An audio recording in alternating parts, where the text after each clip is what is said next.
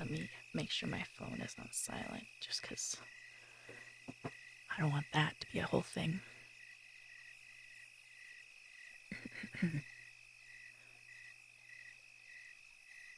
Something walks whistling past my house every night at 3:03.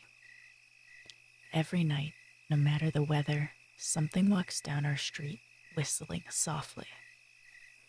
You can only hear it if you're in the living room or the kitchen when they walk by, and it always starts at exactly 3:03. The sound starts faint, somewhere near the beginning of the lane near the Carson place. We're towards the middle of the street, so the whistling moves past us before fading away in the direction of the cul-de-sac. When I was younger, my sister and I would sneak into the kitchen some nights to listen. Mom and Dad didn't like that, and we'd catch hell if they found us out there. But they were never too hard on us since we always stuck to the one big rule: don't try to look at whatever was whistling. My neighborhood is a funny place. I've lived here since I was 6, and I love it. The houses are small but well kept, good-sized yards, plenty of places to roam. There are a lot of other kids here my age. I turned 13 back in October. We grew up together and would always play foursquare in the cul-de-sac, or roam around from back porch to back porch in the summer. This was a good place to grow up. I'm old enough to see it. And there's only the two strange things here: the night whistling and the good luck. The whistling never bothered me much. Like I said, I couldn't even hear it from my bedroom, but Mom and Dad don't like talking about it, so I've stopped asking questions. My dad is a strong guy, tall and calm. He has an accent since he moved to the US as a kid. His family, my grandparents, they're from the islands. That's what they call it. My dad, the only time he isn't so calm is if the whistler comes up. He talks a little quicker then, eyes move faster, and he tells us not to think about it so much and to always remember the one rule. The big rule: don't try to look outside when the whistler goes past. Not that we could look even if we wanted. See, there are shutters on the inside of every window, thick pieces of heavy canvas that pull down from the top and latch to the bottom of the window frame. Each latch even has a small lock, about the size of what you'd find on a diary. My dad locks those shutters every night before we all go to bed and keeps the key in his room. My mom, I don't know what she thinks about the whistling. I've seen her out in the living room before at 3:03 when the sound starts. I could see her if I cracked my door open just an inch to peek. She's not out there often, at least I haven't caught her much, but once or twice a month, I think she sits out there on her big red couch just listening. The whistler has the same tune every night. It's cheerful.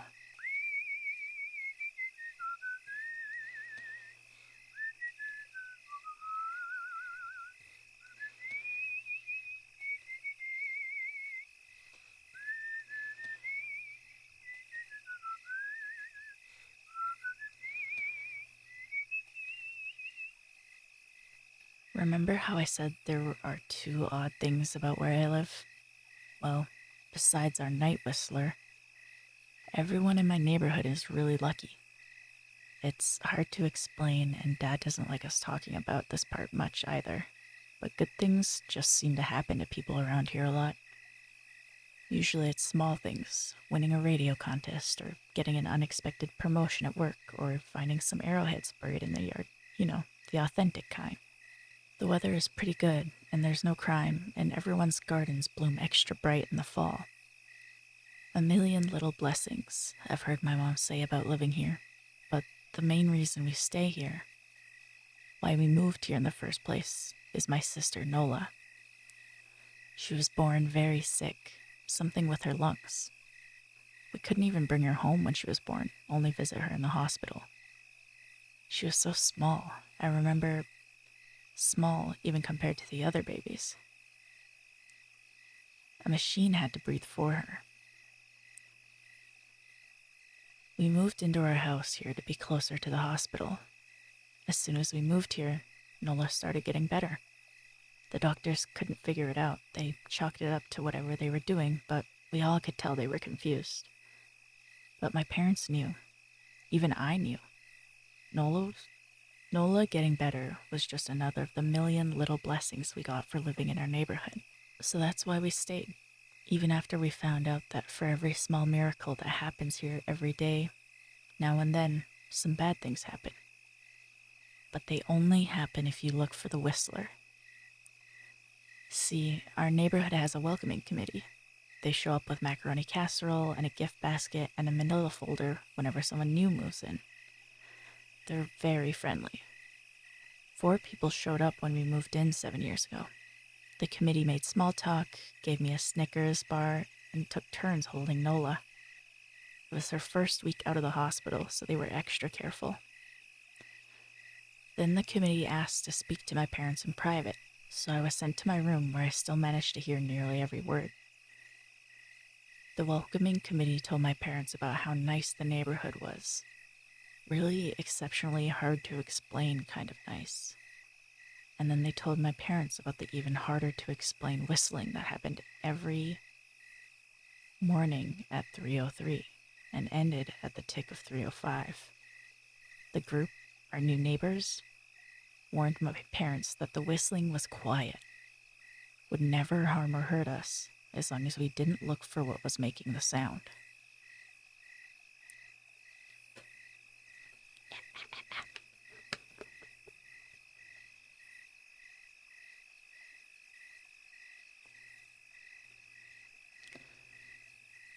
This part they stressed, and I pushed my ear into the door, straining to hear them.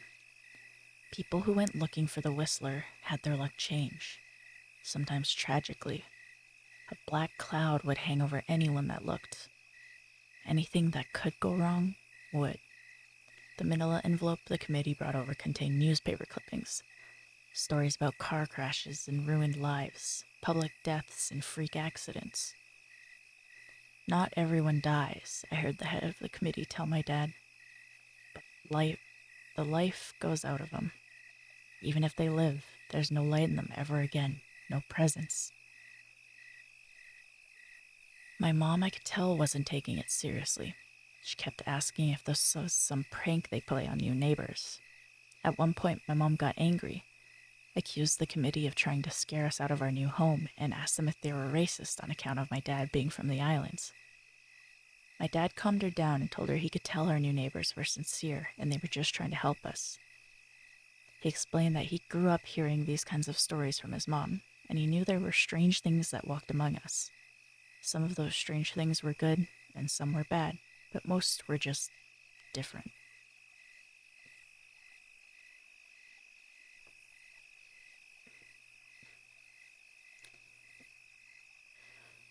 After the committee left, Dad went out to the hardware store, bought the canvas blinds, the latches, and the locks, and installed them on every window in the house after dinner. The first night in our new house, I crept out of my room at 3 a.m., only to find my dad awake sitting on the living room couch, holding my baby sister. My dad held up a finger in a shush motion, but patted the couch next to him. I sat, and we waited. At exactly 3:03, we heard the whistling.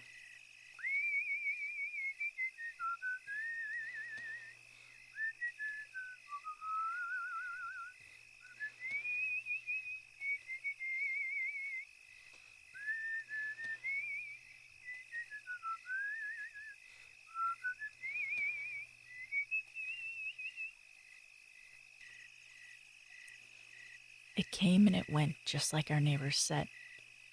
The whistling returns each night, and we never look, and we enjoy our million little blessings every day. Nola breathes on her own, and she's grown into a strong and clever girl. My dad even joined the welcoming committee.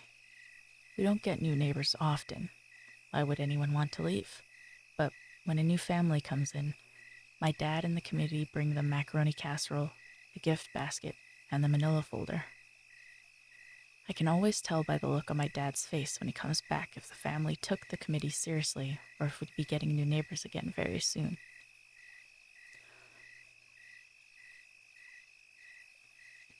Not long ago, a family moved in directly next to us. The previous owner, Miss Maddie, passed away at the age of 105.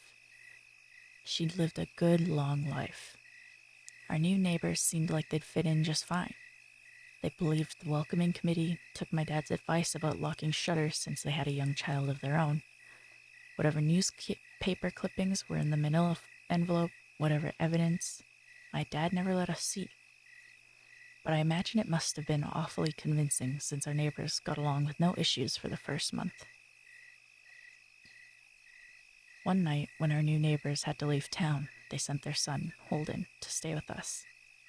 He was 12, a year under me in school. I didn't know him well before that night, but as soon as his parents dropped him off after dinner, I could tell it was going to be a bad time. Do you know who is always out there whistling every night? Holden asked the moment the adults left the room. The three of us were sitting in the den, some Disney movie playing idly on the television. My sister and I exchanged a glance. We don't talk about that, I said. I think it's that weirdo that lives in the big yellow house in the corner, Holden said. Mr. Tolles? My sister asked. No way, he's really nice. Holden shrugged. Must be a psycho killer then. Nola tensed. We don't talk about it, I repeated. Let's go in my room and play Nintendo. We spent the next few hours playing games, eating popcorn, and then watching movies. A typical sleepover, but I could see Holden was getting antsy. After my parents had wished us a good night, locked the blinds, and gone to bed, Holden stood up from his beanbag and walked over to where Nola and I were sitting on my bed. Have you ever tried looking? He asked. It's nearly time. Like most sleepovers, we'd conveniently ignored any suggestion of a bedtime. I was shocked to see he was right. It was almost 3 a.m. I sighed. We don't... See, I can't. I can't even try to look because my dad locks the blinds every night and hides the key. He continued, ignoring me. So does our dad, said Nola. No, replied Holden. No, he doesn't. You saw him do it, I said, a little sharper than I meant to sound. Holden grinned. Your dad locks the blinds, yeah, but he doesn't hide the key. He keeps it right on his normal keychain. So? I asked, worried. I already knew what he would say next, because I had noticed that my dad didn't bother hiding the key anymore after all these years, because he knew we took it seriously.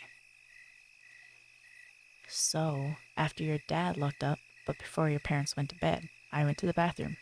And on my way, I may have peeked into their room, and I may have seen your dad's keychain on his nightstand, and I maybe went and borrowed the key to blinds. Nola and I stared, and his grin only grew wider.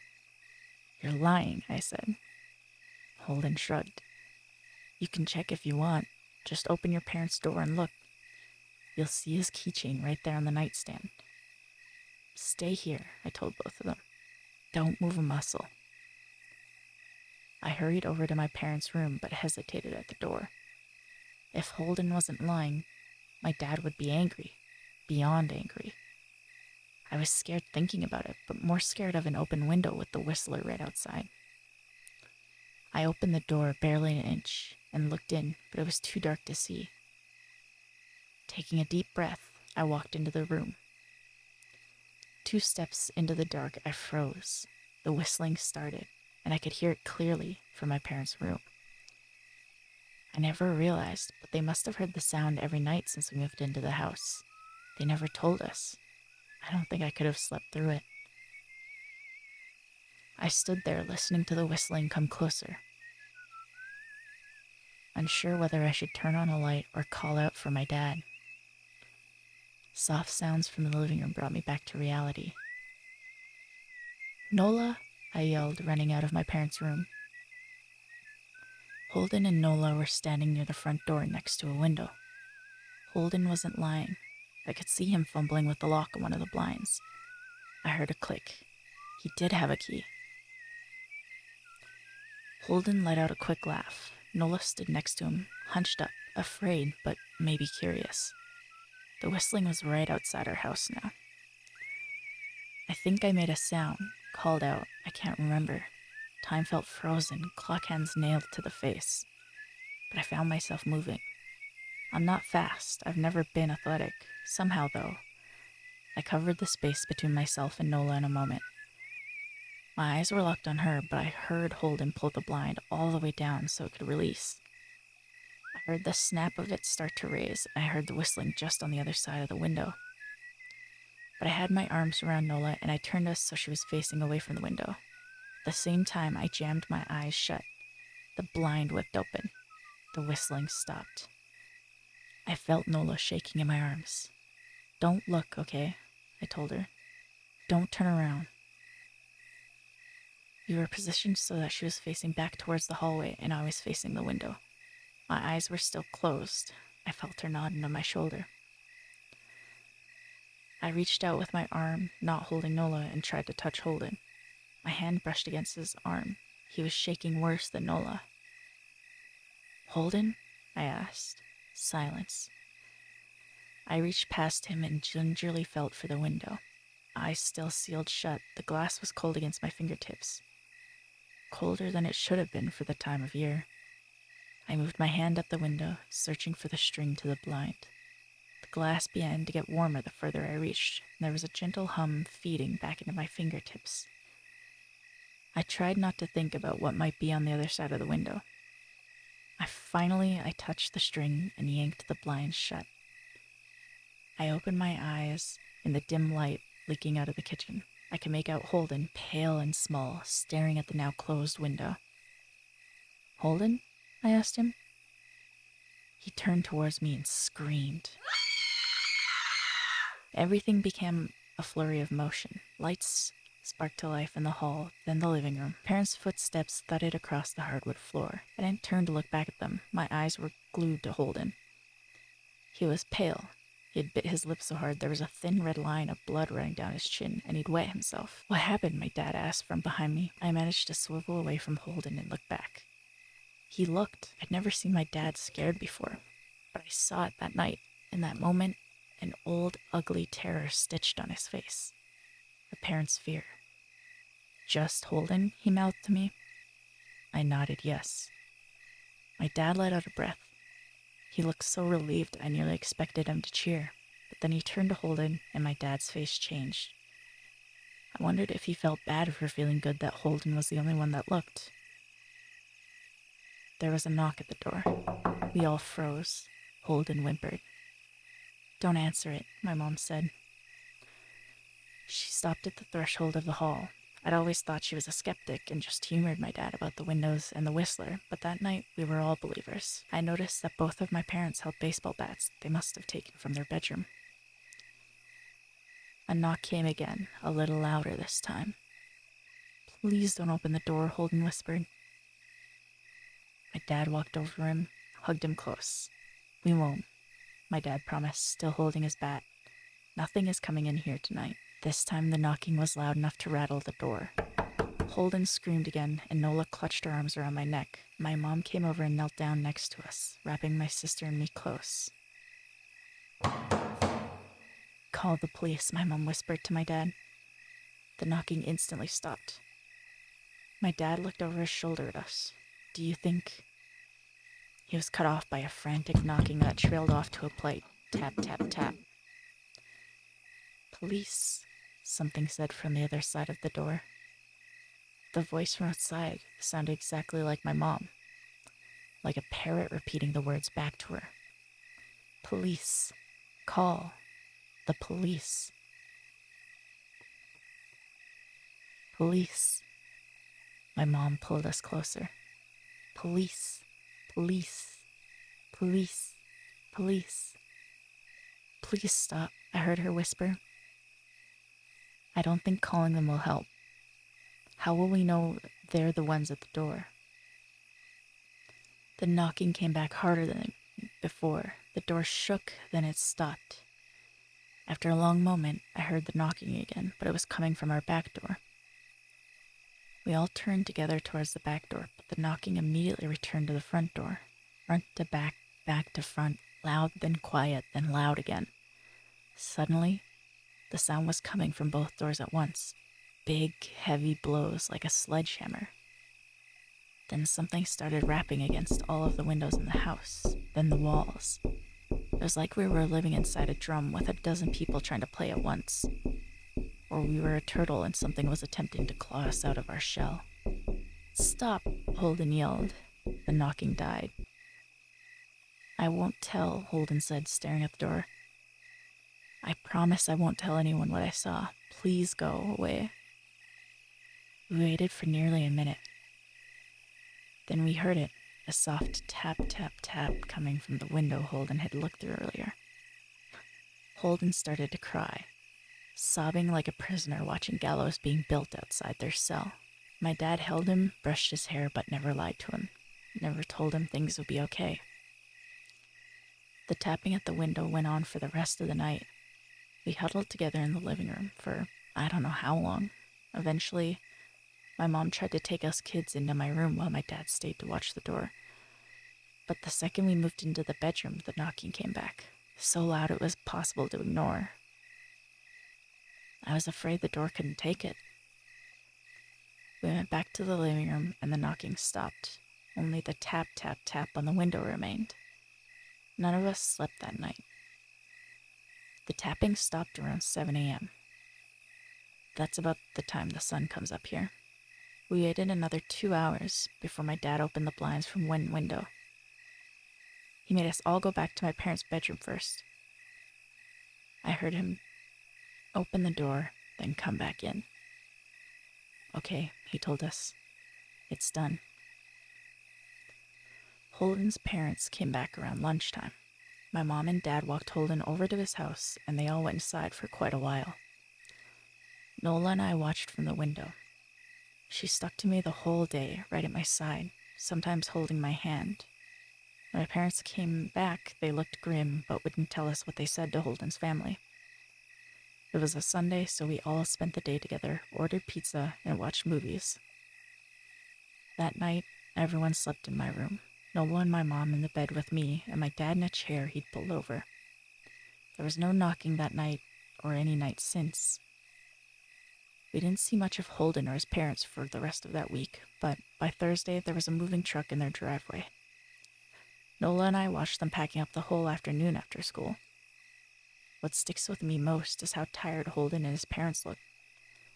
All three had the same pallor, grim mouths, and lightless eyes. Even from across the street, I could tell something was very wrong. Holden and his family were gone before sunset. I remember what the original welcoming committee said to my parents when we moved in. Not everyone who looks at the Whistler dies, but even those that live have the light go out of them, and the rest of their lives are full of misfortune. And the rest of their lives are full of misfortune. A million little tragedies. I think Holden's parents must have looked either to comfort him if they didn't believe, or share the burden if they did. I watch Nola some days, happy and young and alive, and I wonder if I'd been slower. If she'd looked out the window that night, would I have looked too, to comfort her, to share that burden? I'm glad I don't have to find out. We still live in that house, in that neighborhood. We still hear our Whistler walking past every night. The blessings, the luck, the good things here are too good to leave. But we're careful. We don't have friends over to spend the night anymore, and my dad hides the key to the blinds very, very well. Not that I've gone looking. Some things you just don't need to look for.